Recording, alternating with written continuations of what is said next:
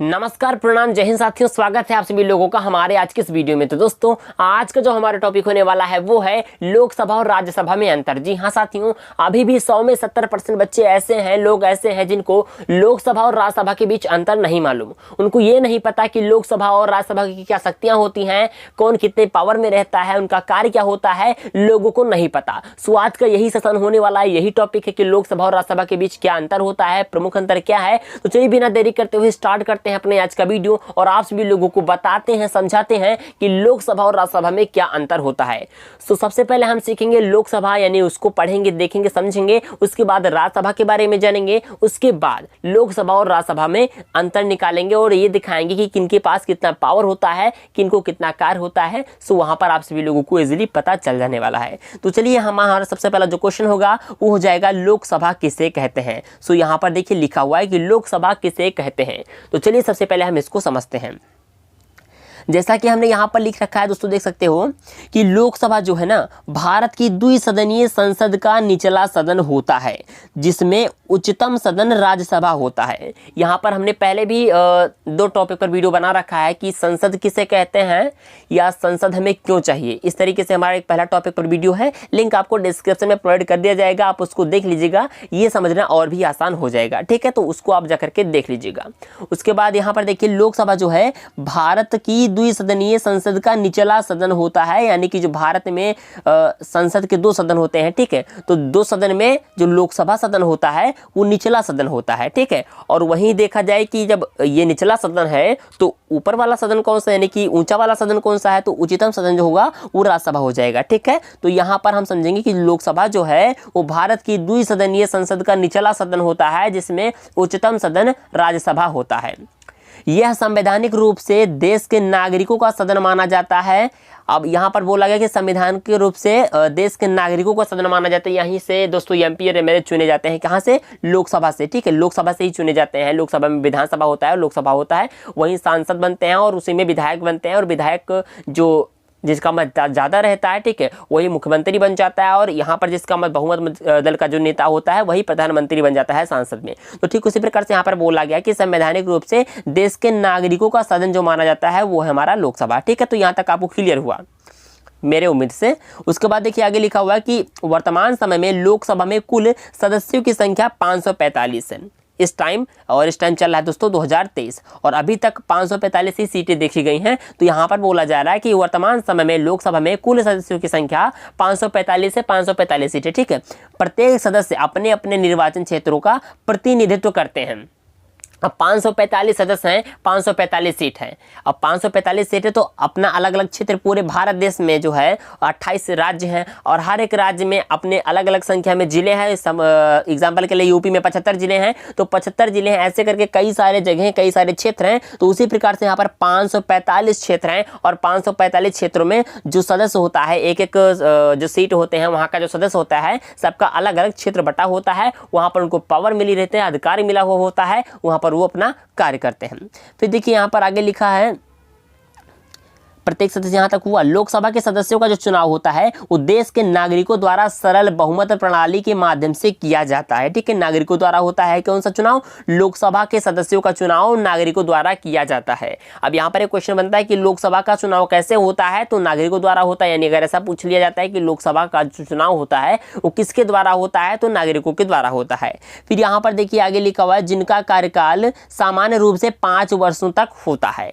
जो लोकसभा का सदस्य बनेगा, जो बहुमत दल का नेता होगा, ठीक है, यानी कि जो जीतेगा जहां से, वो उसका जो कार्यकाल होगा वो 5 वर्ष तक होगा। ठीक है, हालांकि इस अवधि को विघटित भी किया जा सकता है। इसके अलावा 5 वर्ष की अवधि पूरी हो जाने के बाद भी राष्ट्रपति द्वारा केंद्रीय मंत्रिपरिषद के, देखिए आगे लिखा हुआ है, केंद्रीय मंत्रिपरिषद के सलाह पर, ठीक है, वो अपनी सीटों पर बने रह सकते हैं।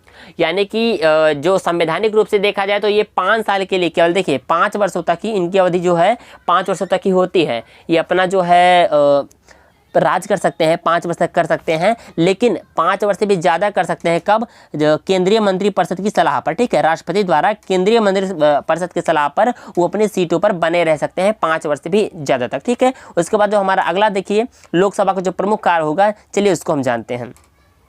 तो हमारा लोकसभा का जो प्रमुख कार्य है, चलिए इसको देख लेते हैं। लोकसभा के कार्यों को विभिन्न श्रेणियों में हम बांटते हैं, जो कि नीचे कुछ इस प्रकार से दिया गया है। चलिए उसको देख लेते हैं।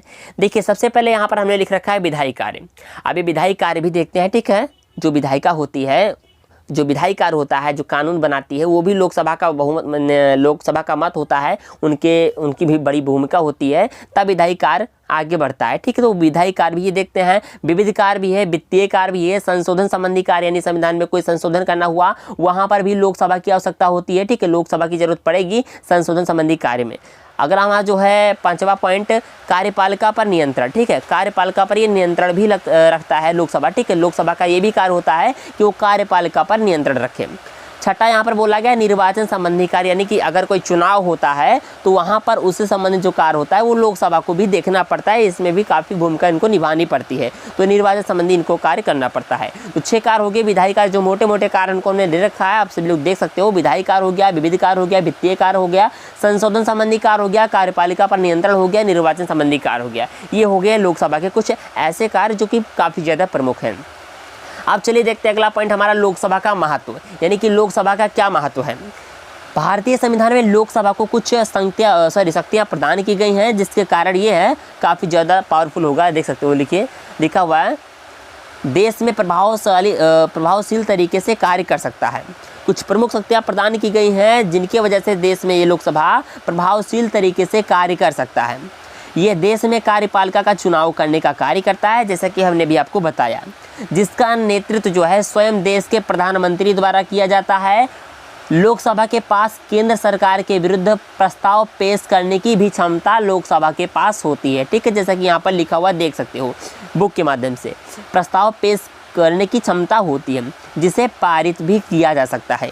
इसके अलावा लोकसभा संवैधानिक रूप से देश के नागरिकों का जो है सदन माना जाता है। देश के नागरिकों का भी हमने आपको बताया था कि सांसद और विधायक, यानी लोकसभा और विधानसभा, यही विधानसभा से मुख्यमंत्री होगा बहुमत दल का प्राप्त नेता, ठीक है, और लोकसभा में है जो सांसद होगा, ठीक है, तो बहुमत दल का प्राप्त नेता जो होता है वो प्रधानमंत्री होता है। ठीक उसी प्रकार से यहाँ पर बोला गया है लोकसभा जो है संवैधानिक रूप से देश के नागरिकों का सदन माना जाता है, जिसमें नागरिकों के हित के लिए अनेकों कार्यों को प्रस्तावित किया जाता है, ठीक है। तो यहाँ तक हमारा क्लियर हुआ। चलिए आगे बढ़ते हैं और अगले टॉपिक पर आते हैं, यानी कि जो दूसरा पड़ाव है जिसमें हमें अंतर निकालना है वो है राज्यसभा। तो अब देखते हैं कि राज्यसभा किसे कहते हैं, इसको क्लियर करते हैं। तो ठीक उसी प्रकार से जैसे भी हमने लोकसभा देखा है, कुछ इसी प्रकार से कि राज्यसभा किसे कहते हैं यहाँ पर देखेंगे। भारतीय संविधान के अंतर्गत राज्यसभा जो है, ठीक है, राज्यसभा जो है या राज्यसभा को राज्यों का परिषद कहा जाता है। राज्यों का परिषद है वो, उसको हम क्या बोलते हैं, राज्यसभा बोलते हैं, या राज्यसभा को क्या बोलते हैं, वो राज्यों का परिषद बोलते हैं, या राज्यों का परिषद कहा जाता है भारतीय संविधान के अंतर्गत, ठीक है। एवं यह भारत की द्विसदनीय संसद का ऊपरी सदन होता है। राज्यसभा को राज्य परिषद के नाम से भी जाना जाता है, यही सेम चीज़ हुआ, ठीक है। राज्यसभा को राज्य परिषद के नाम से जाना जाता है, राज्यों का परिषद के नाम से जाना जाता है, और राज्यसभा के नाम से जाना जाता है। इन्हीं का 3 नाम हो गया। तो यहाँ पर यहाँ तक क्लियर बात। अब चलिए देखते हैं, आगे बढ़ते हैं।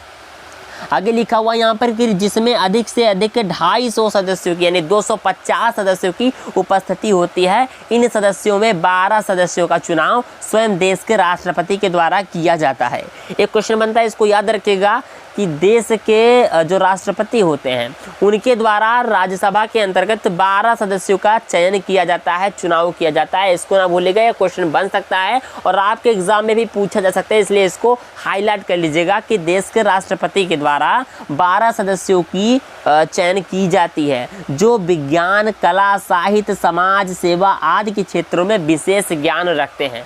सपोज मान लीजिए 250 सदस्य हैं, 250 सदस्य हैं, और 12 को जो मनोनीत वो करेगा कौन, राष्ट्रपति, देश का राष्ट्रपति करेगा। और वो 12 जो हैं कौन से होंगे, किस कैटेगरी के होंगे, उसमें से कोई विज्ञान के क्षेत्र में आगे होगा, कोई कला के क्षेत्र में आगे होगा, कोई साहित्य के क्षेत्र में आगे होगा, कोई समाज सेवा के क्षेत्र में आगे होगा, मनोरंजन, ऐसे ही करके आगे होगा। यानी उनके पास उनका जो है प्रमुख व विशेष ज्ञान होगा, उन्हीं को वो चुनेंगे, ठीक है। इस प्रकार से हमारा 12 सदस्य क्लियर हो गए जो राष्ट्रपति के द्वारा चयन किए जाते हैं। बचे 238, बाकी कैसे करते हैं देखिएगा, यहाँ पर लिख रखा है। इसके अलावा राज्यसभा निर्वाचन की विधि का भी अनुसरण करती है।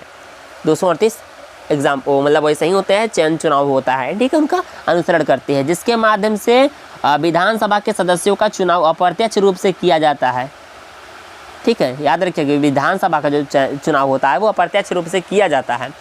फिर यहाँ पर देखिए आगे लिखा हुआ है राज्यसभा जो है वो अंतर्राष्ट्रीय स्तर पर देश का प्रतिनिधित्व करती है। अब बात आती है राज्यसभा की, इसको भी एक हाईलाइट क्वेश्चन मान के रखिएगा, हेडलाइन इसको हाईलाइट कर लीजिएगा कि जो राज्यसभा है वो अंतर्राष्ट्रीय स्तर पर देश का प्रतिनिधित्व करती है। ये आपका 1 नंबर क्वेश्चन में पूछा जा सकता है। किसमें? वैकल्पिक प्रश्न में। आप 12th क्लास में पढ़ते हो तो उसमें आ सकता है, किसी भी सब्जेक्ट किसी भी एग्जाम में आ सकता है, एक क्लास से ही नहीं मतलब है यहाँ पर। ठीक है, तो यहाँ तक क्लियर हुआ। चलिए अब देखते हैं हम आगे राज्यसभा के प्रमुख कार्य, जैसा कि अभी हम लोकसभा का देखा था।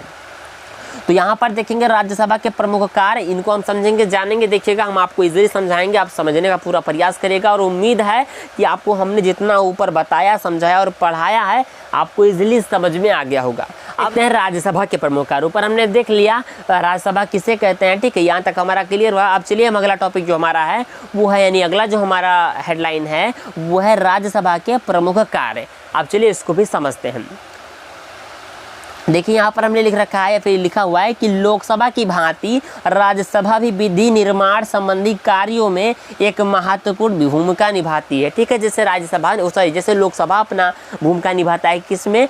विधि निर्माण संबंधी कार्यों में, ठीक वैसे ही राज्यसभा भी विधि निर्माण संबंधी कार्यों में एक महत्वपूर्ण भूमिका निभाती है। ठीक है, भारतीय संविधान के अंतर्गत लोकसभा एवं राज्यसभा को एक समान शक्तियाँ प्रदान की गई है।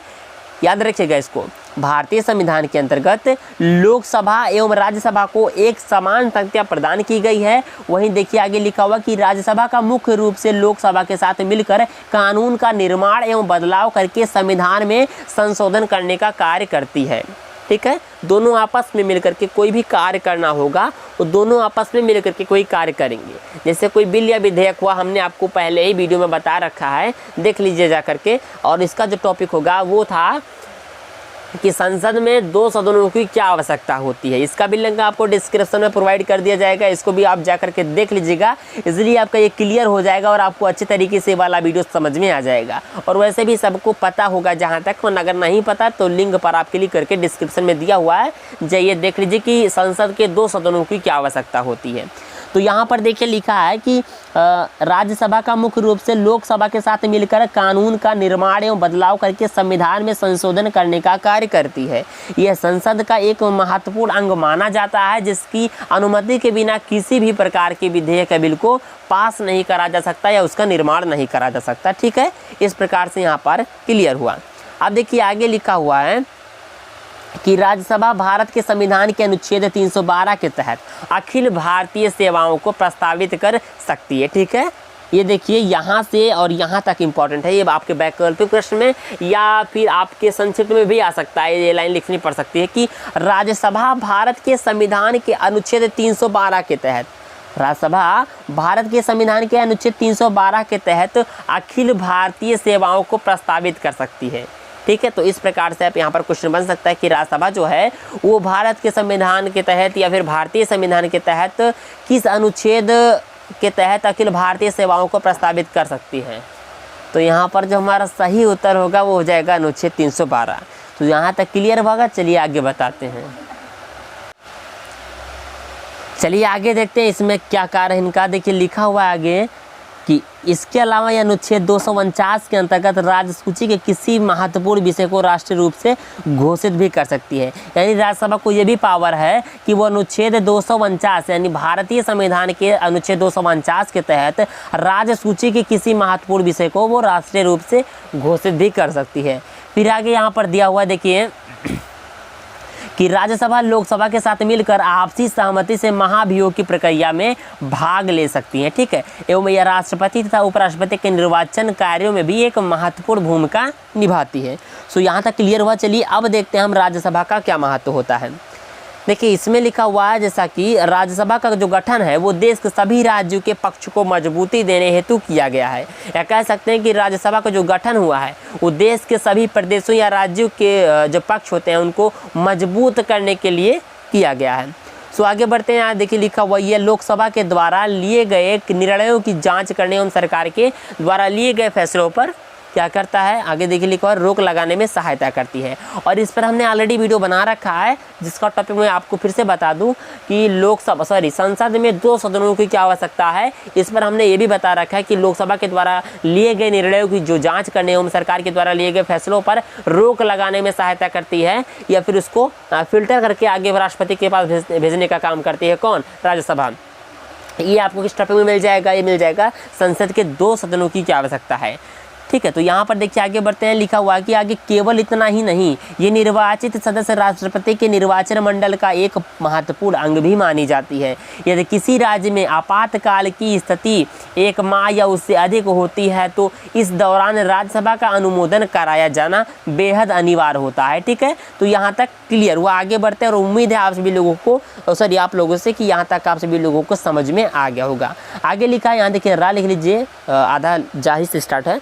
राज्यसभा में उपराष्ट्रपति को पद से हटाने का प्रस्ताव रखा जा सकता है। इसके अलावा राज्यसभा राष्ट्रपति के महाभियोग एवं उच्चतम न्यायालय और उच्चतम न्यायालयों के न्यायाधीशों के साथ साथ अन्य संवैधानिक पदाधिकारियों को भी पद से हटाने में एक महत्वपूर्ण भूमिका निभाती है। सपोज कोई भी देश का सेवक है या देश में कोई भी कार्यरत है अपने किसी भी पद पर, जो चुनाव या चयन के मामले में हो, जो जिसमें राज्यसभा या लोकसभा का महत्वपूर्ण भूमिका निभाया जाता हो, अगर ऐसा कोई मामला है, अगर वो अपना कार्य सही से नहीं करती या कोई उस पर मतलब टिप्पणी करी जा रही है, कोई ऐसा कुछ है, या उनको उनके पद से नियुक्ति उनको हटाना है या उनको छोड़ना है या ऐसा कुछ करके है, तो वहाँ पर जो है उनका महत्वपूर्ण भूमिका निभाना पड़ता है इनको, राज्यसभा को। ठीक है, यहाँ पर राज्यसभा को जो है किसी भी पदाधिकारियों को, संवैधानिक पदाधिकारियों को पद से हटाने में एक महत्वपूर्ण भूमिका निभाती है। तो यहाँ तक आपसे आशा है कि आपको समझ में आ गया होगा। अब चलिए देखते हैं मेन पड़ाव, जिस पर हमारा वीडियो को टॉपिक है, और उसका नाम क्या है, उसका नाम टॉपिक का है लोकसभा और राज्यसभा में प्रमुख अंतर, या कह सकते हैं अंतर। तो यहाँ पर अब हम समझेंगे और जानेंगे कि लोकसभा और राज्यसभा में क्या अंतर होता है। ठीक है, तो यहाँ पर देखिए लिखा है कि लोकसभा और राज्यसभा में निम्नलिखित अंतर होते हैं, यानी difference between Lok Sabha and Rajya Sabha. ठीक है, तो छोड़िए इसको, इंग्लिश वाला छोड़िए, आगे देखते हैं। यहाँ पर पॉइंट हमारा जहाँ से स्टार्ट है, तो यहाँ पर जो हमारा स्टार्ट पॉइंट है वो लिखा हुआ भारतीय संविधान के अंतर्गत लोकसभा की चर्चा अनुच्छेद 81 में की गई है, जबकि राज्यसभा का वर्णन अनुच्छेद 80 में देखने को मिलता है। ये भी यहाँ पर एक क्वेश्चन बनेगा और काफ़ी ज़्यादा इंपॉर्टेंट। यहाँ पर आपको जितने भी जितने भी पॉइंट मिलेंगे सारे के सारे इंपॉर्टेंट हैं, और ये सारे के सारे पॉइंट काफ़ी ज़्यादा महत्वपूर्ण है। इनको अच्छे से भेजे में घुसा लीजिएगा, वरना एक नोट्स बना करके रख लीजिए, आपके बहुत ही काम आने वाला। आप किसी भी एग्जाम में जाइएगा ये पूछा ही जाएगा कि लोकसभा और राज्यसभा में क्या अंतर होता है, अगर आप इस साइड से रहते हो तो। हम बीएससी वगैरह की बात नहीं कर रहे हैं। ठीक है, तो यहाँ पर देखिए, अगर ये क्वेश्चन, यहाँ देखिए क्वेश्चन क्या बना कि लोकसभा की चर्चा किस अनुच्छेद में की गई है, तो हो जाएगा हमारा 81, और राज्यसभा का वर्णन जो है चर्चा किस अनुच्छेद में किया गया है, तो हमारा है अनुच्छेद 80। ठीक है, तो यहाँ पर हमारा पहले पॉइंट से ये 2 क्वेश्चन मिल जाएंगे।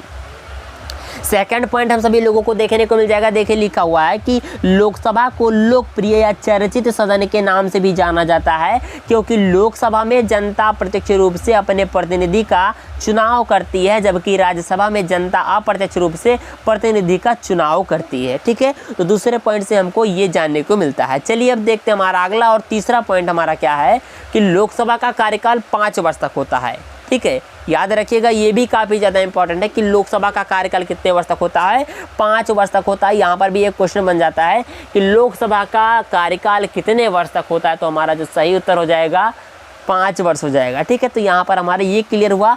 अब देखेंगे राज्यसभा का, यहाँ पर हमारा अगला क्वेश्चन बनेगा कि जबकि राज्यसभा का कार्यकाल अस्थायी होता है, अस्थायी मतलब ये अस्थायी नहीं होता, और वहीं लोकसभा को देखा जाए तो लोकसभा जो होता है हमारा वो होता है अस्थायी, यानी कि उसको भंग किया जा सकता है। ठीक है, उसको भंग किया जा सकता है और राज्यसभा को भंग नहीं किया जा सकता, तो ये हम याद रखेंगे। और यहाँ से हम जो क्वेश्चन बनाएंगे लगभग 4 क्वेश्चन बनेंगे। एक तो ये हो गया कि लोकसभा का कार्यकाल कितना होता है, तो 5 वर्ष तक होता है। राज्यसभा का देखा जाए तो वो 6 वर्ष होता है, लेकिन राज्यसभा का नहीं होता। याद रखिएगा, आज अक्सर बच्चे यही गलती करते हैं कि राज्यसभा का कार्यकाल बता देते हैं और राज्यसभा का कार्यकाल 6 वर्ष तक नहीं होता है। ठीक है, राज्यसभा का कार्यकाल 6 वर्ष तक नहीं होता है, राज्यसभा के सदस्यों का कार्यकाल 6 वर्ष तक होता है। तो इसको याद रखिएगा, जैसा कि यहाँ पर लिखा हुआ है कि राज्यसभा के सदस्यों का कार्यकाल 6 वर्ष तक होता है। और ये याद रखिएगा कि जो लोकसभा होता है वो अस्थायी होता है, प्लस इसको भंग किया जा सकता है। और राज्यसभा की बात करें तो ये अस्थायी होता है और इसको भंग नहीं किया जा सकता। तो यहाँ तक हमारा क्लियर हुआ। चलिए बढ़ते हैं अगले पॉइंट पर।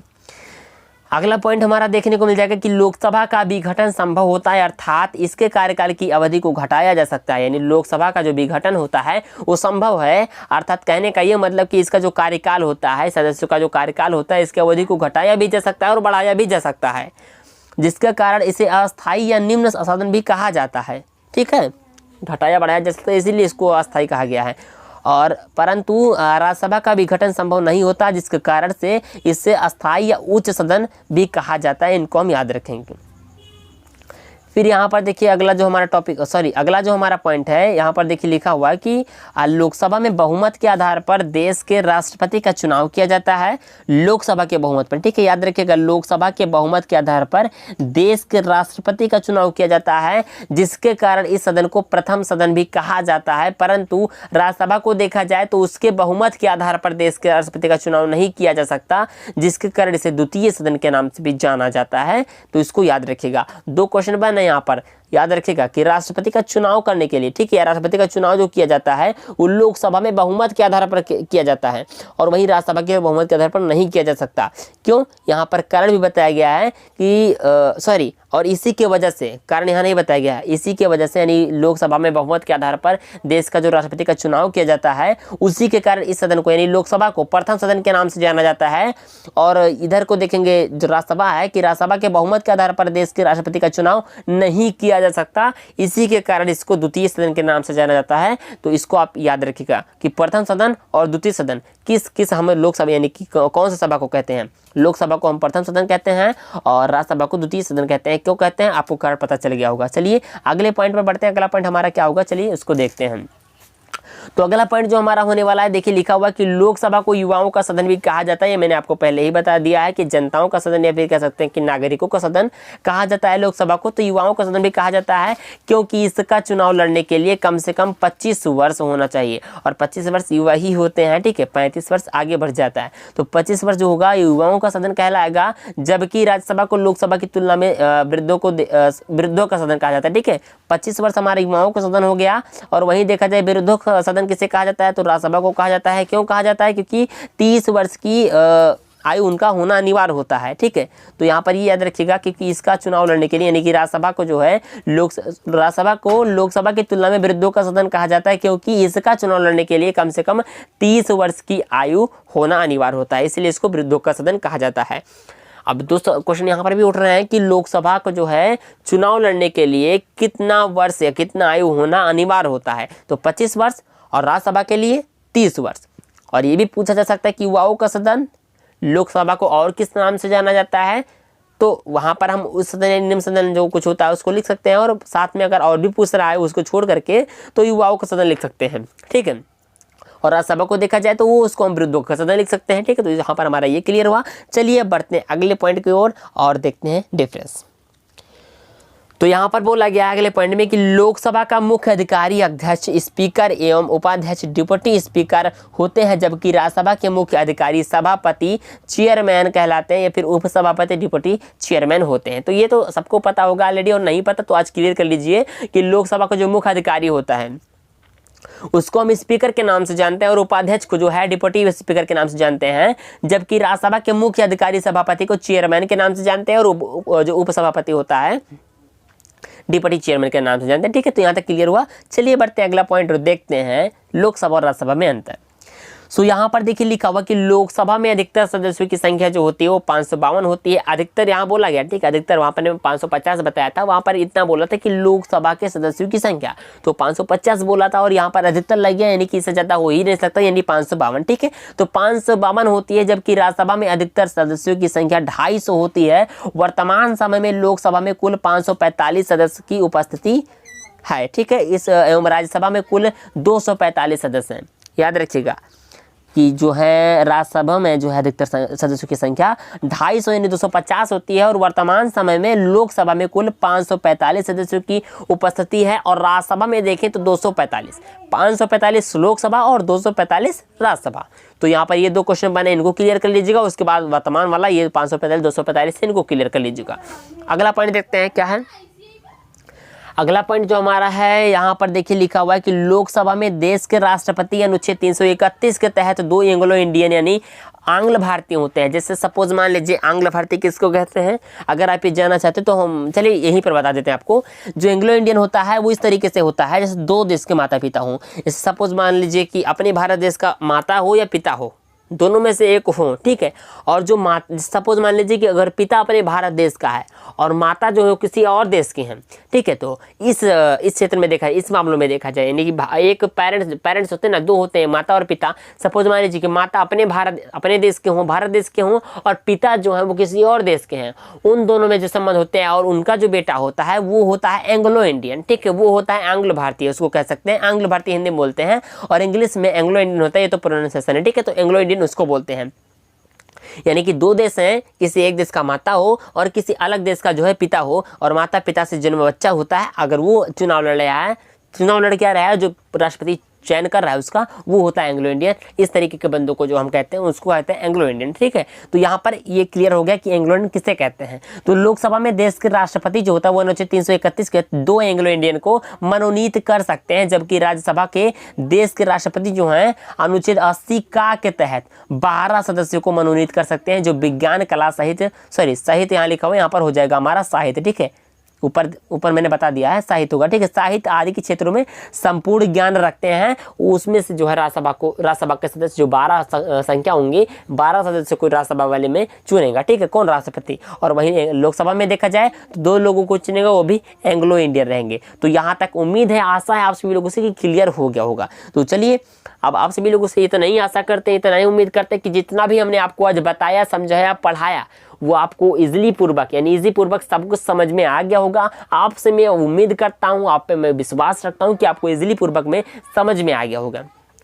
सो अगर आप सभी लोगों को हमारा ये आज का वीडियो समझ में आया हो, लोकसभा और राज्यसभा में अंतर जो है एकदम अच्छे तरीके से डाउट पूरा क्लियर होकर के आ गया होगा, यानी कि आप सभी लोगों को लोकसभा और राज्यसभा के अंतर पता चल गया होगा कि लोकसभा और राज्यसभा में क्या अंतर होता है। सो अगर आप सभी लोगों को हमारा आज का वीडियो पसंद आया हो, सो आप सभी लोग छोटी सी विनती है कि आप सभी लोग हमारे इस वीडियो को लाइक करके मुझे मोटिवेट जरूर करिएगा। और अगर आप सभी लोग इस वीडियो को लेकर के कोई भी राय देना चाह रहे हैं तो कमेंट बॉक्स में नीचे करिएगा जरूर कि क्या कमेंट करना चाह रहे हैं आप सभी लोग। और अगर आपके कोई ऐसा दोस्त है, अगर आपका कोई ऐसा हित मित्र, भाई बहनों, कोई बंधु है जिनको इन वीडियो की आवश्यकता है, अगर इस वीडियो की आवश्यकता है, तो उसको आप शेयर करना ना भूलिएगा, क्योंकि शेयर करेंगे तो उसको भी नॉलेज हो जाएगी। सो इस वीडियो को शेयर कर दीजिएगा। और अगर आप सभी लोग ऐसे ही वीडियोस की नोटिफिकेशन अपने मोबाइल पर रोजाना चाहते हैं, किस रूप में, अपडेट के रूप में, तो ये जो चैनल है आशीष नॉलेज सेंटर गोंडा, और आप सभी लोगों को इस चैनल को सब्सक्राइब करके रख लेना है, ताकि आने वाली नई वीडियो का अपडेट नोटिफिकेशन आप तक आपके मोबाइल में ईज़ा पहुंच जाए, ठीक है, ईज़ा यानी कि इजी में पहुंच जाए।